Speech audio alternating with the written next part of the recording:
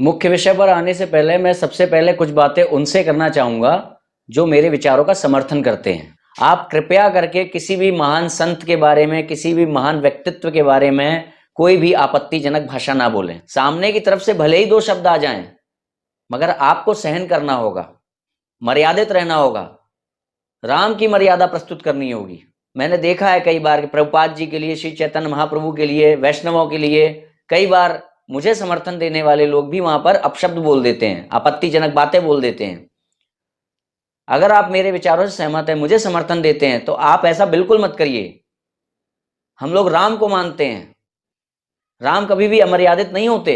हम लोग इस प्रकार से कहीं पर कोई बात रख रहे होते हैं तो हम शंकराचार्य को प्रस्तुत कर रहे होते हैं, जगत गुरु शंकराचार्य को, उनकी गरिमा रखनी है हमें।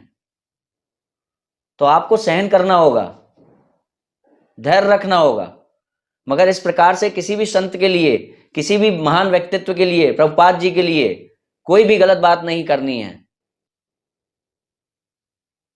और हम किसी का खंडन करने के लिए लायक भी नहीं है जो हम किसी का खंडन कर सकें। खंडन आदि शब्दों का उपयोग ही ना करें। श्री रामानुजाचार्य का खंडन करते करते तो जो हमारे पुरी के शंकराचार्य जी है वो बताते हैं कि रुक गए, जब वो किसी और का खंडन कर रहे थे, मगर उनका खंडन करते करते जब उन्होंने ये देखा कि उनके द्वारा श्री रामानुजाचार्य जी का खंडन हो रहा है, वैष्णवाचार्य का खंडन हो रहा है, तो उन्होंने वहां पर वो खंडन रोक दिया। जब हमारे जगत गुरु आचार्य जिनके लिए सम्मान की भावना रखते हैं, उनके लिए हम कैसे अपमानजनक बातें सोच सकते हैं, बोल सकते हैं?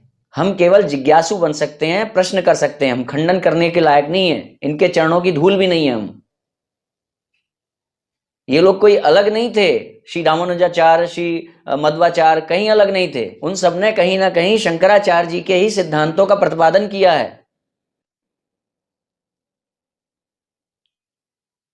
हमारे प्रश्न बस उनसे हैं जो ऐसे महान आचार्यों की आड़ में, ऐसे महान व्यक्तित्वों की आड़ में आज कुछ ऐसी बातें कर रहे हैं जो कि संदेहास्पद हैं। उनका समाधान चाहिए बस। हाँ, मैं ये जानता हूं कि सामने वालों की तरफ से भी अपशब्द आते हैं, अपमानजनक अश्लील चीजें आती हैं, मैंने खुद देखी हैं। इवन मैंने तो अपने वीडियोस पे, यूट्यूब पे जाकर के बहुत सी चीजें डिलीट की हैं जो मेरे लिए नहीं आई थी, उनके लिए आई थी। मगर मैं आप लोगों से हाथ जोड़ करके ये कहता हूं कि आप तो कम से कम मेरी बात समझिए, आप तो मर्यादा में रहिए। अगर अधर्म से लड़ते लड़ते हमने अधर्म का आलंबन ले लिया तो भले ही हम उनसे व्यवहारिक तौर पर जीत जाएं, मगर अंत में जीत अधर्म की होगी, धर्म की नहीं।